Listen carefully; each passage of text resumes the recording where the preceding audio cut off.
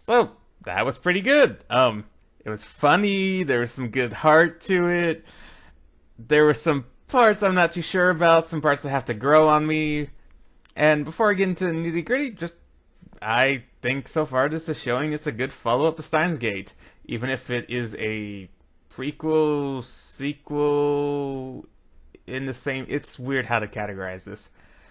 But overall, yeah, if you like the original Steins Gate, and like for some reason my episode 2 impressions video is the first thing you come across to form your opinion of whether to watch Steins Gate Zero, watch it.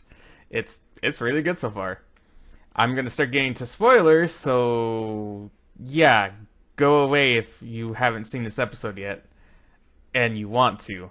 Other than that, I'm just gonna start getting into it. And Amadeus is a cool concept, especially in world, because it's kind of like the time travel mechanic in reverse.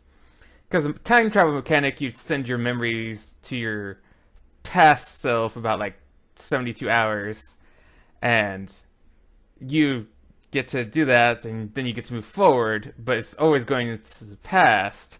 Meanwhile, with the AI, you put it into a setting in the current setting, and then that AI just branches off into the future. So you end up heading the same direction. Eventually, it's just different paths at the start. So it's a really cool in-world thing. The guy who was dissing Kurisu wanted to punch him in the face, and that was kind of the point. He was really fucking smug.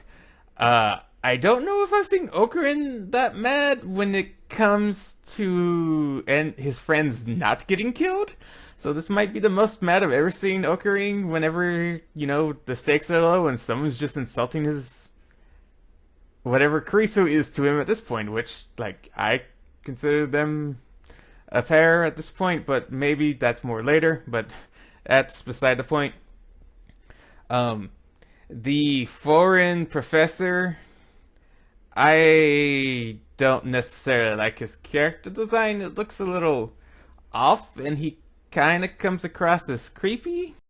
I think even Okabe kind of thinks he's creepy, and I just think he's sending off too many flags that he's going to be a villain, especially with the tech he's developing. And the fact that it's from Kurisu, that's just sending off a lot of flags, but I could be wrong. If he's not, the way he was able to both build up Okabe after Okabe went into that rage was really, really good. And the way he was able to also talk him down and kind of tell him, hey, this doesn't really, yelling doesn't really prove your point, is a good mentor possibility. It'd be nice to see Okabe get a mentor other than the brief bits Mr. Braun kind of demonstrated to him. The new opening, I'm not going to go into too much yet, because I want to see more of the show and see the opening more and more before I really give my opinion of it. I don't think it's going to be as good as the original, but the original is my favorite anime opening of all time, so kind of hard there. It looked good enough, and I'll just see how much it grows on me. I do like the song, though.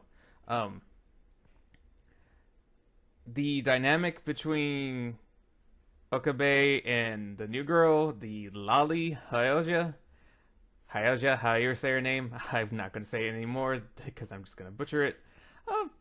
It's nice. I enjoy seeing these two bounce off each other, and they got to have a good emotional scene at the dinner table, sharing memories of Kurisu.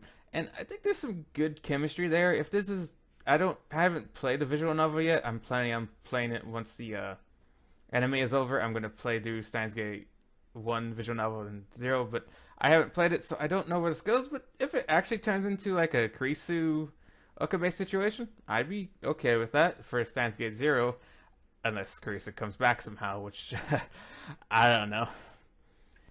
I don't think so, but you never know.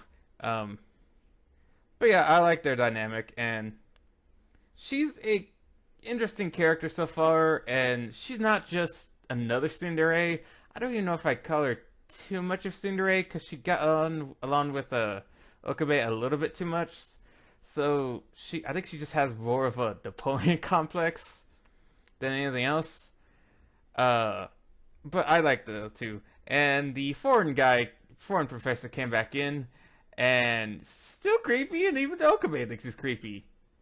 The way he just kind of lets Okabe, he tells Okabe about the Kurisu Amadeus AI fits well enough, and it kind of just makes me go up and meet more flags of, oh, I have this thing I haven't shown anybody else, but you who supposedly says he knows Kurisu, I'm gonna just let you see it. If that's not villain flags, that he might not be the best at security. But that does set up the interesting thing of the dilemma that Okabe faces in. Does he want to go see this new Kurisu? I mean, the last time he actually saw Kurisu, he stabbed her and she died in his arms. So I'm surprised he wanted to go see her, but he needed some good closure because he doesn't want to go back in time. So this might be the best closure he thinks he can get. The actual AI itself, that's Kurisu, and it's actually kind of cool seeing her interact with someone outside of the main cast. With the new Hyoja character, and making Hyoja embarrassed by clearly implying that her and Okabe were in a relationship, and then like later kind of imploring her and teasing her about it. It was nice. It was hilarious to see Okabe call her Christina again. That was some nostalgia. This Kurisu having some slightly different answers. Yeah, that makes sense since it's like a 4-month difference, and 4 months can be a bit of a difference when it comes to scientific research. She had done more research at that point.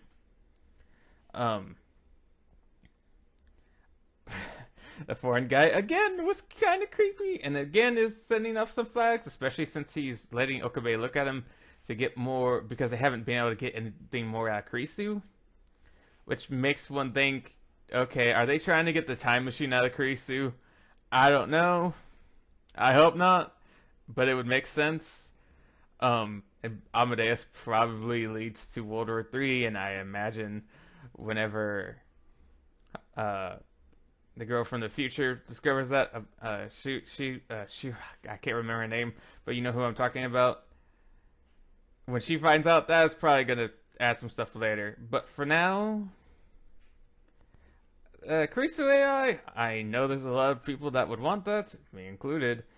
And it's just, I don't know how I feel about this, because I was kind of hoping we'd get this entire thing without Kurisu and see how Okabe has to deal with all this without her, and we could just have this entire void and him eventually reaching the point he is when he talks to young Okabe.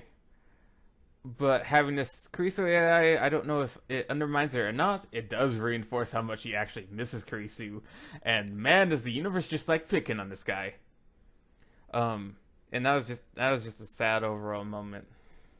I find the new ending kind of creepy, especially with the laughing Okabes. Other than that, solid episode that I really enjoyed. It had good emotion, good laughs, and it moved at a great pace.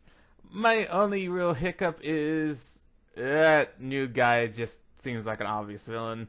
If he is, that's kind of disappointing. It's so obvious.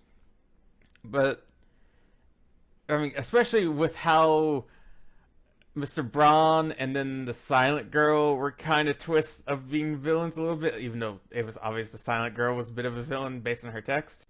I don't want that obvious a villain setup. If he's more of a mentor role, that's fine. If not, I'll have to see how good a villain he is. Other than that, it was great to see Bad spoken English again. And just left me with an overall positive impression. Other than that, nothing else but to say. Later.